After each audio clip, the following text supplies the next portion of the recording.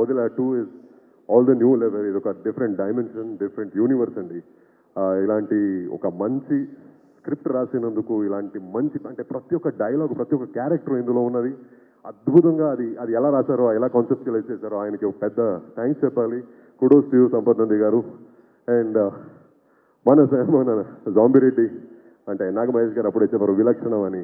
ఏ యాక్టర్కైనా నేను తెర మీద బాగా కనపడాలి, I have to look good, I have to present my self well అని ఉంటుంది. అయితే నాకు ఈ సినిమాలో అంటే ఈ సినిమా కోసం అంటే పార్ట్ 1 చేసేటప్పుడు కానీ ఇప్పుడు కానీ పొట్ట పెంచుకొని డార్క్ మేకప్ చేసుకొని ఆఫ్ షేప్ వెళ్ళి ఒక క్యారెక్టర్ని ట్రీట్ చేయాల్సి వచ్చింది. అలా అంటే క్యారెక్టర్ డిమాండ్ అలా ఉండింది. ఎన్నో సంవత్సరాలు నేను సింగర్ అవ్వాలని ఆశపడ్డాను. యాక్టర్ అయిన తర్వాత లక్ బై ఛాన్స్ సింగర్ అయ్యాను. అండ్ తెలుగు ఇండస్ట్రీకి మొదటి అడుగు నాది సింగర్గానే.